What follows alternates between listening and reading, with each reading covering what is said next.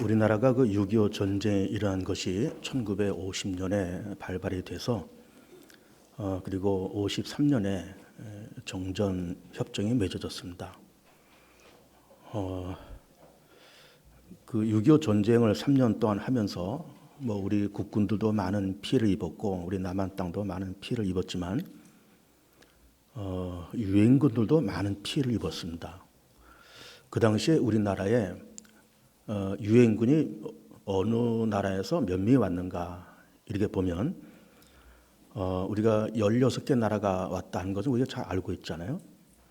근데 관심 있게 이렇게 지켜보니까 16개 나라에서 무려 200만 명이 왔더라고요. 군인만 200만 명이 왔고 미국이 그중에 한 170만 명이고 나머지가 30만 명 이렇게 채워주면서 그렇게 왔습니다. 그 200만 명이 와서 그들이 3년 동안 우리 한반도를 지키려고 전쟁을 하면서 몇 명이 전사했는가 하면은 5만 명이 전사를 했습니다. 그 우리나라의 군대를 파견해 준 그 16개 나라의 그 이름을 보면 이렇게 됩니다. 미국, 영국, 프랑스, 호주, 네덜란드, 캐나다, 뉴질랜드, 필리핀, 터키, 태국, 남아프리카 공화국, 그리스, 벨기에, 룩셈부르크, 에티오피아, 콜롬비아 이런 16개 나라에서 그렇게 군대를 파견을 해줬어요. 미국이 한 170만 명 보내고 그러면서 그 170만 명 보내면서 미국의 전사자들이 4만 명이 전사했고 프랑스 군대가 3천 명을 보내서 250명이 전사했고 터키가 15,000명을 보내서 700명이 전사했고 태국이 6,000명을 보내서 120명이 전사했고 호주가 8,000명을 보내서 400명이 전사를 했습니다. 그 중에서 눈여겨볼 나라가 어딘가 하면은 캐나다예요. 캐나다는 그 아메리카 대륙 위쪽에 있으면서 참 청정 국가잖아요. 참 잘 사는 나라고 참 편안한 나라고 참 청정 국가인데 거기에서 우리나라의 그 6.25 전쟁 때 몇 명을 보냈는가 하면은 무려 2만 5천 명을 보냈습니다. 그리고 그 중에서 300여 명이 전사를 했어요. 그 2만 5천 명이 여러분 그 2만 5천 명이 적은 숫자입니까? 당시에 캐나다의 군인 수가 5만 명이었다는 거예요. 그 5만 명 가운데 절반을 우리나라에 보냈어요. 그러니까 이제 이 캐나다가 아주 넓은 나라잖아요. 이 동부서부터 서부까지 넓은 나라인데 동부에 있는 거기에서 우리 한반도에 오기까지 무려 얼마나 걸렸는가? 한 달이 걸렸다는 거예요. 기차를 타고 그 먼 미 대륙 횡단을 타고 시애틀까지 와서 시애틀에서 또 배를 타고 태평양을 건너면서 이게 한 달 걸려서 왔다는 거예요. 그래서 2만 5천 명이 와서 300명이 그렇게 죽었습니다.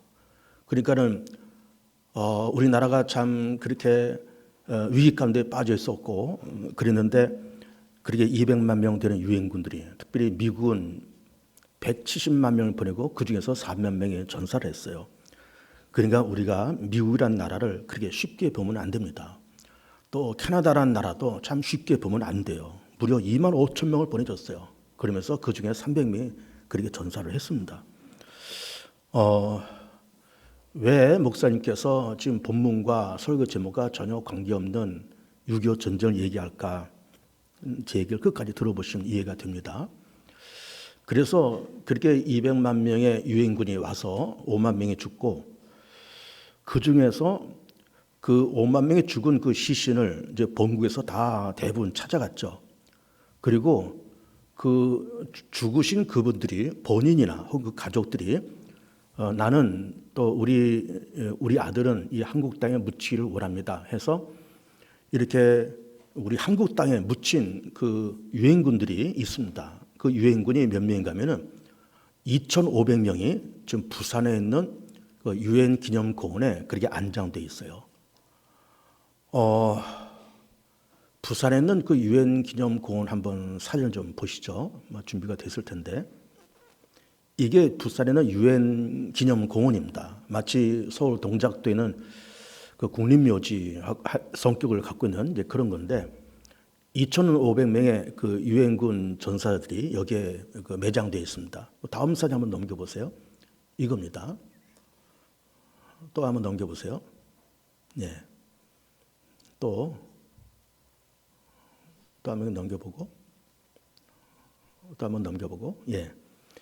이게 지금 부산에 있는 유엔 기념공원이고 여기에 전사자들 2,500명이 그렇게 안장되어 있습니다. 그 가족들이 또 본인이 한국에 묻혀 있기를 원해서 그렇게 묻혀 있어요. 사실은 본국에 가서 묻혀도 되는데 굳이 이렇게 낯선 땅, 한국 땅에 그렇게 묻힌 겁니다. 그러니까는 내가 한국을 위해서 싸웠고, 우리 아들이 한국을 위해서 싸웠고, 그리고 그의 영혼과 그의 넋이 한국 땅에 머물렀으면 좋겠다는 그런 생각으로 그 가족들이 2,500명의 그 유엔군을 여기 안장을 해놨습니다. 이제 사진을 내리시고, 제가 왜 지금 이 6.25 전쟁 얘기를 좀 생뚱맞게 하는 건가 하면은, 제가 집에서 그 모 일간지를 이렇게 보고 있는데 어제 놀라운 뉴스를 이제 봤어요.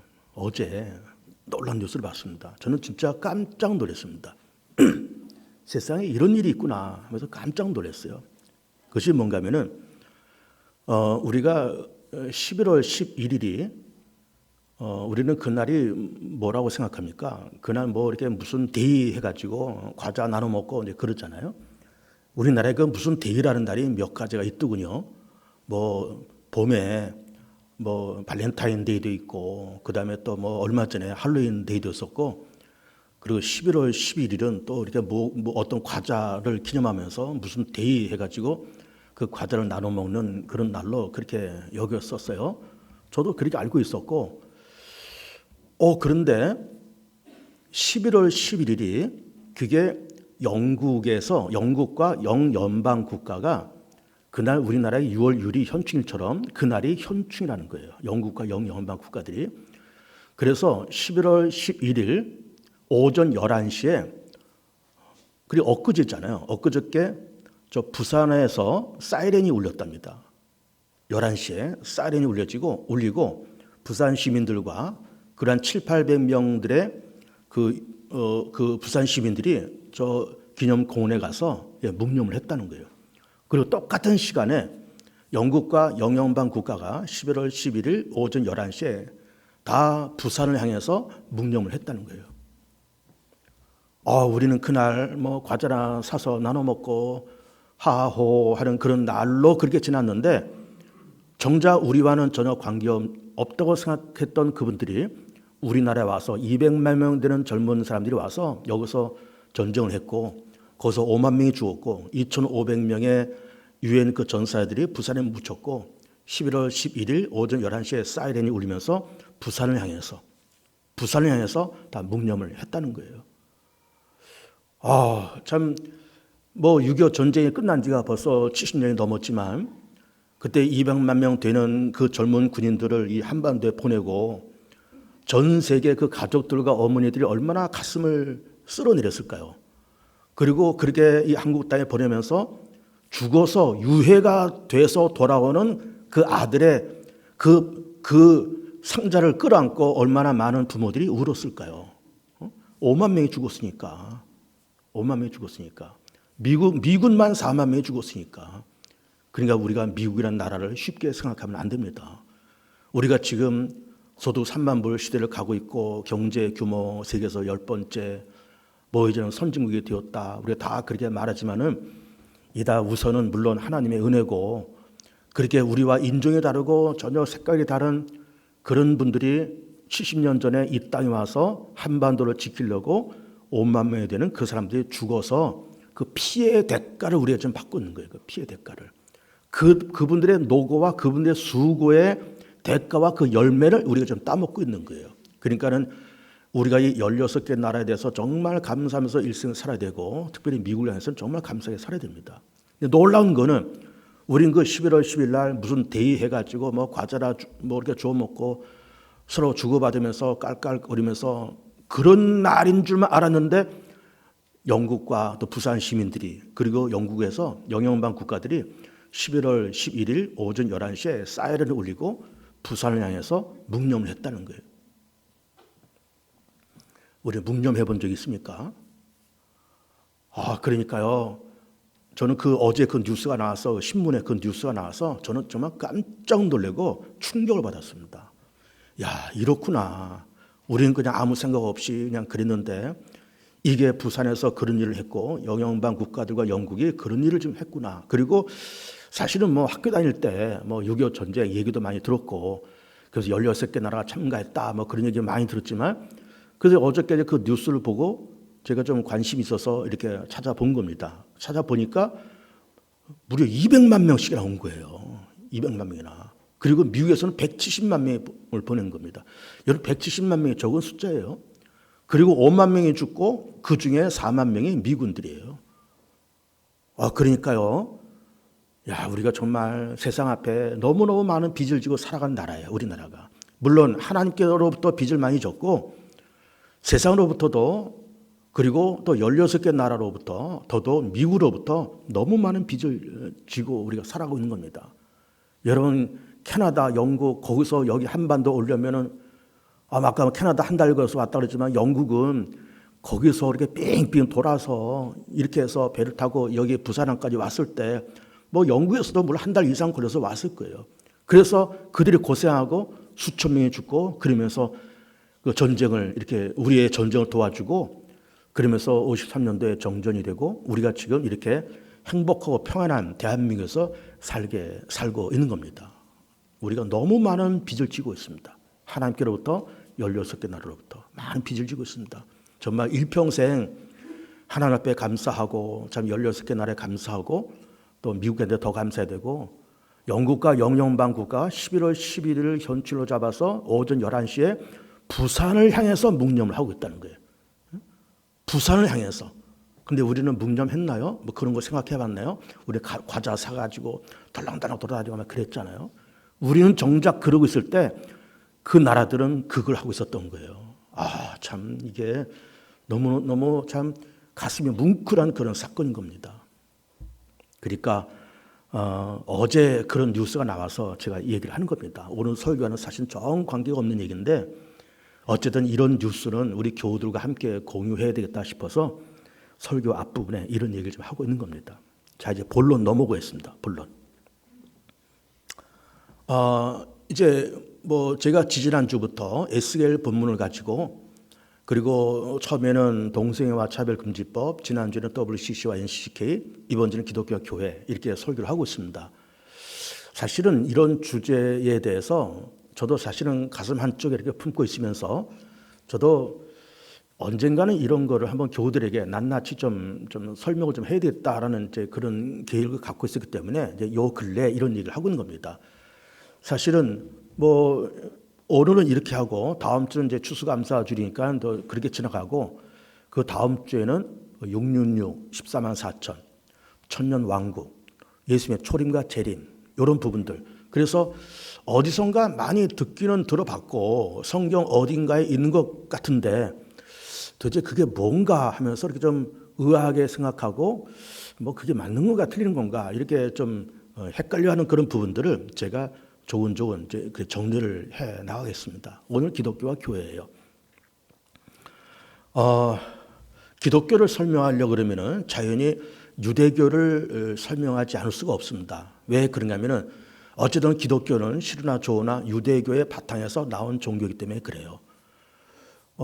유대교를 우리가 알아야 됩니다. 우리와는 상관없는 그런 종교지만 그래도 유대교가 뭔지 그들의 이념은 뭔지라고 하는 것을 우리가 알아야 됩니다. 이제 뭔가 하면은 제가 이제 늘 말씀을 드리지만 구약 성경에서는 그 586년 예루살렘의 함락 사건이 굉장히 큰 비중을 차지한다. 이런 말씀을 여러 번 드렸어요. 그래서 구약 성경에 창세기서부터 말라기까지 이런 그 두툼한 구약 성경이 한 70% 정도가 586년과 연관돼서 쓰여진 그런 책들인 겁니다. 그러면 이제 설명을 다시 드리면 느부갓네살 왕, 바벨론 느부갓네살 왕이 586년에 예루살렘을 침공했다. 3번이나 침공했습니다. 다 무너뜨리고 젊은 사람들 포로로 끌어왔습니다. 그러면 포로로 끌고 왔을 때 그 포로들은 대체로 어떤 사람들일까요? 똑똑한 사람들, 공부 많이 하는 사람들, 기술자들 그런 사람들 데려왔을 것 아니에요. 데리고 가봐야 아무 쓸모없다라고 하면은 뭐로 데려가겠습니까? 기술자들, 엔지니어들, 공부 많이 하는 사람들, 고급 관리들 그런 사람을 끌고 간 겁니다. 그럼 이 사람들이 거기서 바벨론에서 70년 동안 포로 생활을 하는 거예요. 그 포로들 가운데 다니엘, 에스겔 이런 사람들 다 포로 가운데 한 사람이에요. 예레미야도 한때는 포로로 잡혔던 사람입니다. 이런 사람들이 거기 바벨론 땅에서 70년, 짧은 시간이 아니잖아요. 70년 동안 곰곰이 생각해 보는 거예요. 적어도 이 유대인이라는 사람들은 어쨌든 하나님께로부터 선택받은 사람이라는 어떤 자부심이 있잖아요. 그리고 믿음의 조상 아브라함이 우리 조상이다. 그렇게 믿는 사람들이고, 우리는 아브라함의 후손이고 하나님의 택한 받은 백성이고 우리는 선민이다. 이런 의식을 갖고 있는 유대인들이 이방인들에 의해서 무참하게 짓밟힌 거예요. 그러면서 이 포로들이 뭘 생각했을까요? 도대체 이렇게 우리가 하나님을 섬기는 우리가 하나님 없는 백성들에게 이렇게 무너지고 짓밟혔는데 그 이유가 도대체 뭐냐? 우리 조상들이 출애굽 이후에 어떻게 살아왔길래 또 우리 본인들이 어떻게 하나님 앞에 살아왔길래 하나님께로부터 이렇게 진노와 채찍을 받아야 되는 것인가 라고 하는 어떤 자성과 성찰이 있었던 겁니다. 그러면서 그렇다. 우리 조상들도 잘못 살아 우리도 잘못 살아왔으니 우리 이제부터라도 우리 하나님을 좀 제대로 잘 믿어보자. 그러면서 유일하신 하나님을 섬기고 그 외에는 우리가 섬기지 말자. 우상 다 버리자. 절기, 율법, 제사 잘 지키자. 그러면서 율법을 잘 지키고 하나님을 제대로 섬기자고 하는 그런 취지에 만들어진 종교가 유대교예요. 그런데 이 유대교가 586년 바벨론 침략받고 이 사람들이 70년 포로 생활하면서 그 포로 생활 동안에 만들어진 종교가 유대교인 겁니다.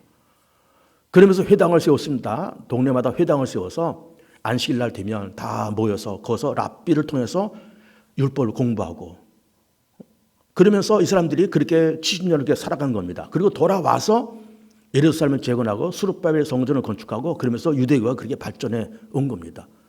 출발은 아주 좋은 취지를 가지고 출발한 겁니다. 여호와 하나님 외에는 다른 신을 섬기지 말자. 우상 섬기지 말자. 율법 잘 지키자. 그다음 우리가 잘 못 지켰으니 이제부터는 잘 지키자.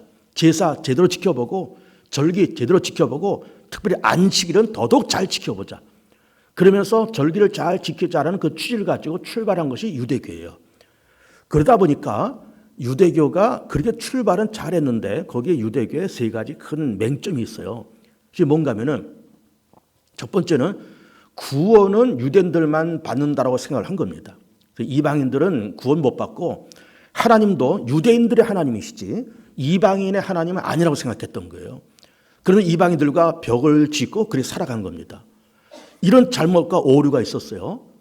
그리고 또 문제점은 뭔가 하면은 하나님 앞에서 완벽하게 살아보자는 겁니다. 율법을 잘 지켜보자. 하나님 앞에서 완벽하게 살아보자. 죄 짓지 말자. 물론 그 말은 좋잖아요. 하나님 앞에 온전한 사람이 되어보자. 좋은 겁니다. 그러면서 이 사람들이 뭘 생각했을까요? 나 털어봐도 먼지 안 나는 사람이야. 나 털어봐야 아무것도 나올 것이 없어. 나는 온전하게 살아왔고 나는 하나님 앞에서 완전한 사람이야. 이렇게 자부심을 가지고 살아온 겁니다. 그러다 보니까 어떤 일이 생길까요? 자만심, 거짓된 자만심과 더불어서 위선도 생기고 또 뭐가 생겼을까요? 자기의가 충만한 거예요. 자기의. 이거 조금 어려운 말인데 자기의가 충만하다는 것. 그러니까는 의라고 하는 것은 올바르다라고 하는 것인데 옳다라고 하는 것인데 그 옳다라고 하는 이거를 하나님께서 주시는 그 올바름이 아니고 자기 스스로 나는 옳다. 나는 털어서 먼지 안 나는 사람이야 라는 어떤 자기 자부심과 자만심이 충만했던 겁니다. 하나님은 그런 사람을 원한 것이 아니에요. 하나님은 온전한 사람을 원한 것이 아니에요. 하나님 나는 부족한 사람이고 나 허물 많고 난 모자란 것이 많은 사람인데 주님 이 모습 이대로 나를 받아 주옵소서. 내가 죄가 많고 참 헛된 것이 많은데 이 모습 이대로 나를 받아달라고 하는 그런 사람을 하나님께서 원하신 거지 나 하나님 앞에 온전한 사람이다. 나 털어서 나올 거 아무것도 없는 사람이야. 그러면서 자반심과 자기 의가 충만한 사람을 하나님이 원하신 것은 아니에요. 그런데 이 유대인들은 그렇게 율법을 잘 지켜보자라는 취지는 좋았는데 자기 의가 굉장히 충만한 사람들입니다. 그러면서 난 털어도 나올 것 없어. 이런 사람들이었습니다. 그리고 세 번째 이 유대교의 잘못이 뭔가 하면은 그들은 예수님을 메시아로 인정하지 않습니다. 지금도 인정하지 않아요. 그들은 제2의 새로운 메시아를 원합니다. 그 새로운 메시아가 뭘까요? 초자연적인 강력한 카리스마와 강력한 리더십과 강력한 어떤 정치적인 힘과 권세를 갖고 와서 이스라엘 나라를 세계 속에서 번듯하게 세우고 다윗 시대 이후로 가장 강력한 이스라엘을 세울 그런 메시아를 이제 구하는 겁니다. 근데 우리는 예수님을 메시아로 믿고 있습니다. 하나님의 아들로 믿고 있고 예수께서 십자가에 죽으신 것은 우리의 허물과 죄를 대신해서 죽으셨다고 그렇게 믿고 있는 겁니다. 근데 유대인들 입장에서는 그렇게 십자가에서 맥없이 죽는 그 나사렛 예수를 우리가 어떻게 메시아로 믿느냐 이거예요. 그러니까 물론 부활도 안 믿죠. 그러다 보니까. 그러니까는 예수를 메시아로 인정하지 않고 다른 메시아를 이제 구하고 있는 겁니다. 그런 약점이 있어요. 그런 가운데에서 예수님께서 베들레헴 땅에서 탄생하신 겁니다. 그래서 33살을 사시고 그리고 갈보리산에서 십자가에서 우리 죄를 위해서 그렇게 죽으세요. 죽으심과 부활, 이게 예수님의 사역 가운데 가장 핵심이잖아요. 십자가에서 죽으심과 부활. 죽으심은 뭐예요? 왜 죽으신 거예요? 예수님께서 죄가 있어 죽으신 거예요? 그렇지 않잖아요. 우리 때문에 죽으신 거예요. 우리 살리시려고 죽으신 겁니다. 십자가를 바라볼 때마다 우리가 늘 기억해야 될 그 단어가 뭔가 하면 대신이란 말이에요. 대신. 예수님께서 나 대신 죽으시고 나 대신 고통받으시고 나 대신 저주받으시고 나 대신 진노받으시고 나 대신 십자가 짊어지시고 그렇게 죽으시고 우리는 예수님 때문에 살았단 말이에요. 예수님께서 우리에게 말씀하시기를 내가 너 대신 죽을 테니 너는 살아라. 내가 너 대신 낮아질 테니 너는 높아져라. 나는 너 대신 가난해질 테니 너는 부해져라. 이게 예수님의 십자가의 의미인 겁니다. 그러면서 부활하시잖아요. 부활은 승리잖아요. 죽음에 대한 승리와 사망 고난에 대한 승리인 겁니다. 그러면서 예수님께서 부활 승천하시고 하나님 보좌 우편에 앉아 계시다가 먼 훗날 어느 땐가 다시 세상에 재림하시겠다고 그 약속을 하신 겁니다. 그러면서 우리는 예수님의 초림을 이미 경험했고 예수님의 재림을 지금 우리는 기다리고 있는 중에 그렇게 있는 겁니다. 그래서 우리는 예수를 메시아로 믿는 겁니다. 그러나 유대인들은 예수를 메시아로 믿지 않죠. 그 예수님께서 오셔서 34년을 사시고 죽으시고 부활하시면서 그리고 성령이 임하면서 사도행 2장에서 성령이 강림하시잖아요. 성령이 강림하면서 그때 교회가 세워지고 기독교가 탄생했다고 보는 겁니다. 그러니까는 교회의 탄생과 기독교의 탄생의 그 원년이 어딘가 하면은 사도행전 2장 사건이에요. 다 모여서 기도했더니 방언이 터지고 그러면서 서로 모여서 순전한 마음으로 떡을 떼고 하나님을 찬미하니 모인 자의 수가 점점 더 많아지더라. 이것이 교회의 그 태동의 원년이고 기독교가 거기서 탄생했다. 이렇게 보는 겁니다. 기독교. 자, 그러면 우리는 예수님을 통해서 하나님을 섬기고 예수님을 통해서 하나님의 자녀가 됐다고 보는 건데 하나님이 뭘까? 하나님이라는 이름의 뜻이 뭘까? 한번 볼까요?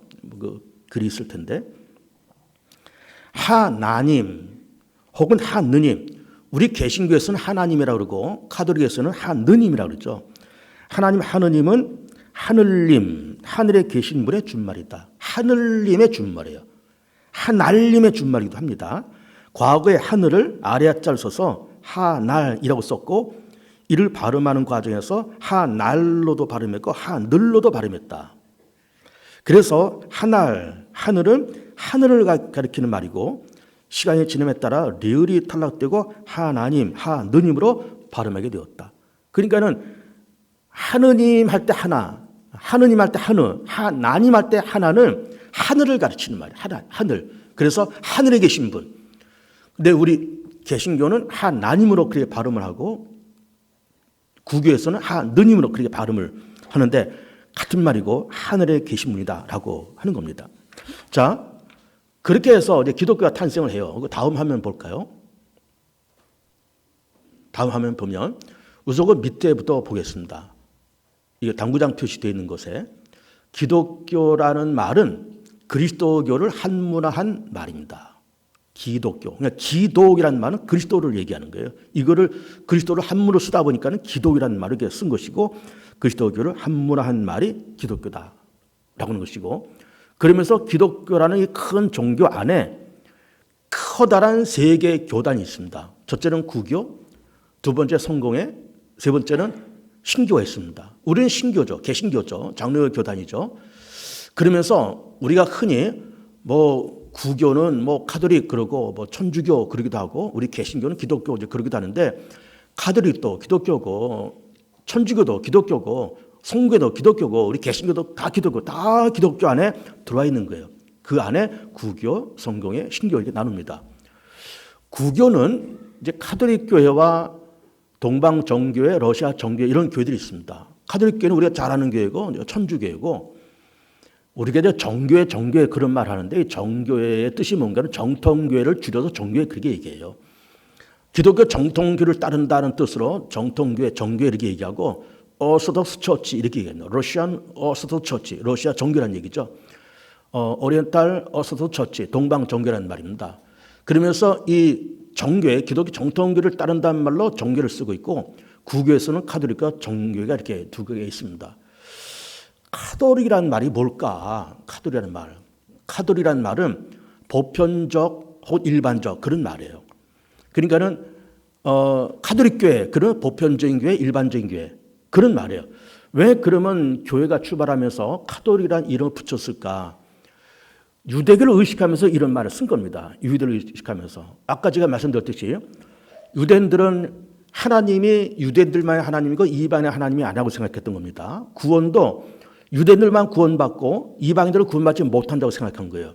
근데 이제 기독교가 탄생하면서 사도행전 2장에서 기독교가 탄생하면서 이제 카톨이라는 말을 쓴 겁니다. 왜 썼을까요? 하나님은 유대인들만의 하나님이고 모두의 하나님이시다. 보편적인 하나님이시다. 일반적인 하나님이시다. 우주적인 하나님이시다. 그리고 구원받는 것도 유대인들만 구원받는 것이 아니라 예수 그리스도 안에서 모든 자가 보편적으로 일반적으로 모든 자가 구원받는 것이다 하면서 일반적이다 보편적이다라는 말을 쓰면서 뭘 의식했다고요? 유대를 의식하면서 카톨릭 처치라는 말을 쓰기 시작한 거예요. 우리는 일반적인 교회다. 하나님은 유대인들만 하나님이 아니고 일반적인 하나님이시고 모두의 하나님이시고 범우주의 하나님이시지 유대인들만 하나님이 아니시다 그러면서 카톨릭이라는 말을 쓰게 된 겁니다. 그러면서 천주교라는 말을 쓰고 그러면서 또 이렇게 서쪽에서는 카톨릭이 오른쪽에서는 정교회가 이렇게 양줄기가 이렇게 흘러오게 되었습니다. 그러면서 이제 1517년에 종교 개혁이 일어나면서 이제 개신교가 생겼습니다. 루터의 종교 개혁을 통해서 개신교가 일어나면서 이제 개신교 안에 장로교, 감리교, 침례교, 순복음, 성결교, 구세군, 독립교단 이런 것들이 생겼습니다. 독립교단이 뭔가 하면은 개신교는 개신교인데 장로교도 아니고 감리교도 아니고 어떤 교단에도 소속되어 있지 않은 그야말로 독립된 교단에서 독립된 그런 교회들이 독립교단, 독립교회 이렇게 얘기를 해요. 이 독립교회가 미국에는 굉장히 많고요. 우리나라도 이 독립교회가 점점 많아지고 있습니다. 그래서 우리나라도 독립교회 연합회라는 것이 있어가지고 독립교회 사람들이 또 이렇게 모이고 있습니다. 이게 다 개신교고 구교와 신교 중간쯤에 성공회라는 그런 교단이 있습니다. 영국의 국교죠. 그 저기 온스톤에 가면은 성공회 신학대학도 있습니다. 이제 그렇게 해서 기독교 안에는 구교와 성공회와 이게 개신교가 있고 이렇게 성공회는 구교도 아니고 개신교도 아니고 그 중간쯤 소속된 것이 성공회다 이렇게 보면 되겠습니다. 그래서 우리가 일반적으로 성공회 그러면 거기 가면 성공하는 걸까? 이렇게 생각할 수가 있어요. 근데 그 성공이 아니다. 석세스풀 할 때 그 성공이 아니고 성공회, 거룩할 성자 써서 거룩한 공회, 공회는 교회를 얘기하는 겁니다. 결국은 거룩한 공회, 거룩한 교회. 그래서 성공회 이 얘기를 하는 겁니다. 그래서 영국의 국교회가 성공회예요. 그래서 기독교라는 큰 이 테두리 안에 구교, 성공회 그리고 개신교가 있다. 이렇게 보면 되겠습니다. 그러면서 우리 이제 개신교 안에 장로교 교단 있잖아요. 또 장로교 교단에서도 예장이고 예장 안에서도 통합이에요. 그래서 지난주에 통합과 합동이 분열된 경위를 설명했잖아요. WCC를 우리가 찬성한 것은 우리 통합이 되고 반대한 것은 합동이 되고 그래서 1959년에 갈렸다 이런 얘기를 하고 있는 겁니다. 우리는 이제 개신교의 장로교 교단이고 예장이고 예수교 장로회, 기독교 장로도 있습니다. 예수교 장로회 통합적 교단이 있는데 그러면 이제 감리교도 있고 침례교도 있고 순복음도 있고 왜 이렇게 교단이 많으냐? 왜 개신교 이렇게 교단이 많으냐? 이렇게 생각할 수 있습니다. 교단은 물론 많고 구교도 있고 성교도 있고 개신교도 이렇게 많이 있는데 어디가 정말 가장 순수한 그런 교단일까? 어디가 가장 정도의 길을 걸어가는 그런 교단일까? 어디는 맞고 어디는 틀릴 교단일까? 여러분 그런 건 논하지 마십시오. 논하지 말고 다 맞아요. 구교도 맞고 성교도 맞고 우리 개신교도 다 맞아요. 다만 뭐가 다를까요? 생각이 좀 다를 뿐이에요. 성경을 보는 관점, 신학적인 관점, 아까도 얘기했잖아요. WCC 하나 갖고도 교단이 나눠졌다 그랬잖아요. 나눠지고 그런데 생각이 다를 뿐이지 틀린 것은 아닙니다. 이 세 교단이 공통적으로 고백하는 것이 있습니다. 똑같은 것이 있습니다. 뭐가 똑같은가 하면은 성경은 하나님의 말씀이라고 고백하는 것이 같고 예수 그리스도 외에는 구원자가 없고 예수 그리스도가 우리 유일한 구세주라고 하는 고백하는 것이 이렇게 거기에 들어가 있고, 그리고 삼위일체를 고백하는 교회들이 다 이런 교단들입니다. 그러니까는 구교도 그렇고 성교도 그렇고 신교도 그렇고 하나님의 말씀은 예수 그리스도가 유일한 구세주요, 성령 하나님의 말씀이요, 그리고 또 삼위일체를 고백하는 그런 교단인 건 다 맞아요. 다 맞는데 성경을 어떻게 해석할 거냐, 그리고 교회의 운영을 어떻게 할 거냐. 예를 들면 우리 장로교 교단은 당회 중심의 교단이잖아요. 교회잖아요. 당회에서 모든 걸 다 결정해요. 재직회는 당회에서 결정한 거를 실행하는 부서가 재직회입니다. 결의기관, 실행기관. 당회는 결의기관이고 재직회는 실행기관이에요. 그래서 당회 중심으로 우리 장로교단은 이렇게 운영됩니다. 그러나 침례교 교단 같은 경우는 당회 중심이 아니고 재직회 중심이에요. 재직회에서 다 결정해요. 거기서 실행해요. 그러니까 당회에서 결정할 거냐, 재직회에서 결정할 거냐, 이 차이를 가지고 장로교 교단이라고 침례교 교단이 달라요. 그러면 뭐가 맞느냐? 다 맞아요. 다 저 사람도 다 예수를 구주로 고백하고요, 성령 하나님의 말씀을 고백하고요, 다 삼일째 고백하고요, 다 고백합니다. 뭐가 다를까요? 교회를 어떻게 운영할 거냐, 이게 다른 겁니다. 다른 거고, 그 저 안에 무슨 틀린 것은 없으면 다 맞고, 조금씩 생각이 다르고 성경을 보는 관점이 다르고, 그리고 조금 어떤 교회를 어떻게 운영할 거냐라고는 어떤 정치적인 시스템이 다를 뿐이지 중요한 교리는 다 똑같습니다. 중요한 교리 세 가지. 지난주에 WCC 얘기할 때도 그랬잖아요. WCC도 세 가지를 고백하는 교단만 인정하고 들어오라 그런 겁니다. 예수 그리스도만 유일한 구세주다. 성경의 하나님의 말씀이다. 삼위일체는 맞다. 이것을 고백하는 교단만 WCC에 등록할 수 있고, 이 여러 구교, 성교의 개신교도 마찬가지 그렇게 고백하고 있는데 성경을 보는 관점이 조금씩 다르고 교회를 어떻게 운영할 거냐는 어떤 정치 시스템이 다를 뿐이지 틀린 건 아닌 겁니다. 다 맞아요. 침례교도 교단은 다 좋은 교단이고, 순복음교도 다 좋은 교회고요, 성교도 다 좋은 교회고 다 좋아요. 가톨릭도 러시아 정교도 다 좋은 교회들입니다. 그러니까 뭐 비판하지 마세요. 다 좋은 교회, 생각이 좀 다를 뿐이에요. 그 다음 화면을 좀 보겠습니다. 다음 화면. 이 세 어른들을 이렇게 사진에 올렸는데, 이 세 양반들이 누군가 하면은 거기에 글에도 있듯이 맨 왼쪽이 카톨릭의 수장 프란치스코 교황이에요. 가운데가 아까 얘기한 정교회, 뭐 로마 동방 정교회 혹은 러시아 정교회 정교회 대주교입니다. 그리고 오른쪽이 성공회, 영국의 성공회 캔터버리 대주교 사진 이렇게 나와 있습니다. 보세요. 우리 개신교는 목사가 기껏 뭐 이렇게 꾸며봐야 그냥 가운 하나 입는 거, 조금 더 꾸며봐야 뭐 스톨 하나 이렇게 걸치는 거, 요 정도밖에 안 해요. 개신교는 굉장히 심플하죠. 그러나 뭐 성교도 마찬가지고, 또 이게 정교도 그렇고 카톨릭도 그렇고, 이게 참 모든 시스템이 굉장히 복잡하고 다양하고 화려합니다. 저 양반들 복장부터가 화려하잖아요. 이 캔터버리 대주교 보세요. 성공의 대주교, 복장 굉장히 화려합니다. 교황은 뭐 이만한 모자도 쓰고 나오고 그렇잖아요. 그럽니다. 여기에서 이 카톨릭 교회의 교황과 정교회의 대주교가 어떻게 다르냐 보면은 수염을 보면 알아요. 정교회 주교들은 대부분 수염이 이만큼 길러가지고 나옵니다. 시커먼 수염을 기르고, 이게 카톨릭의 교황들은 아주 수염을 말끔하게 깎아서 나와요. 그래서 딱 보면 수염을 깔끔하게 잘랐구나, 카톨릭 교황이구나.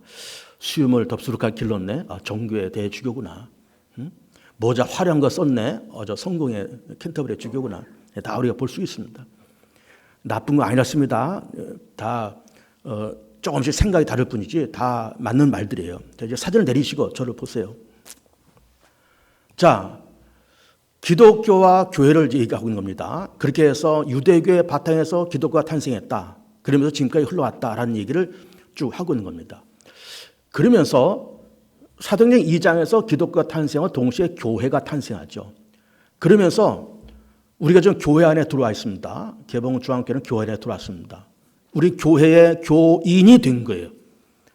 신비롭잖아요. 굉장히 신비로운 겁니다. 교회가 만들어지고 교인이 되었다는 굉장히 신비로운 겁니다. 여러분, 세상에 여러 공동체가 여러 집단들이 있지만은 거기에는 대부분 어떤 집단일까요? 이익 집단으로 보입니다. 그리고 어떤 생각과 관심이 같은 사람들이 모여서 동호회를 만들어요. 그리고 어떤 지연, 혈연, 학연 이런 걸 통해서 만들어집니다. 뭐 동창회, 나 학연이잖아요. 뭐 어느 고향에 향후회, 전라남도 향후회 이런 거 있지 않습니까? 다 이게 어떤 그 지연, 혈연, 학연 다 모여요. 교회는 뭘 갖고 모였을까요? 여기 무슨 학연이 있습니까? 무슨 지연이 있습니까?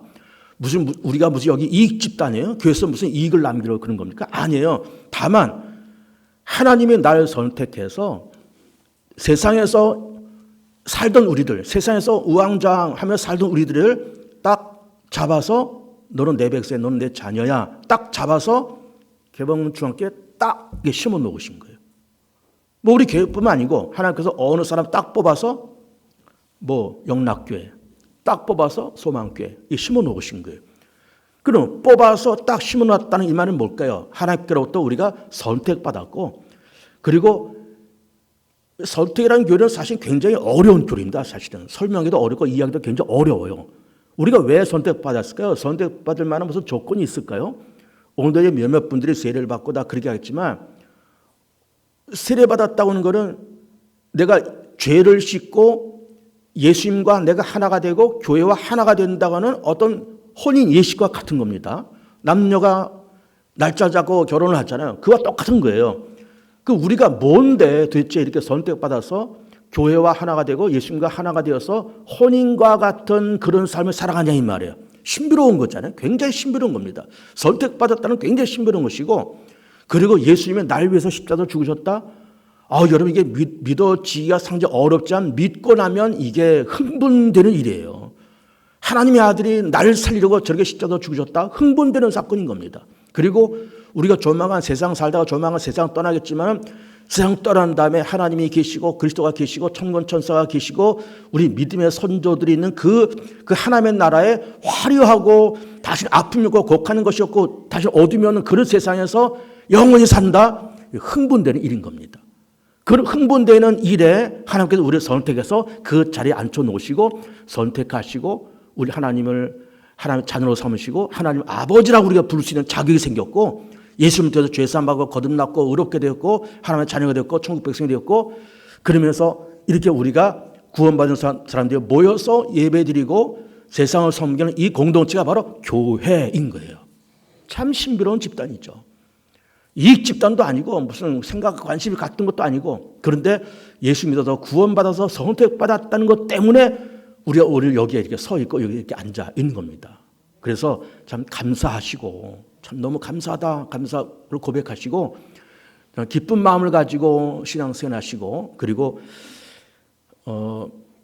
이렇게 하나님을 내가 아버지라 부르고 예수님을 내가 구주로 고백할 수 있다는 것이 놀라운 특권이고 놀라운 권세라는 것을 믿고 깨달으시면서 기쁨과 감사한 힘을 가지고 살아가는 여러분들 다 되시기를 축복합니다.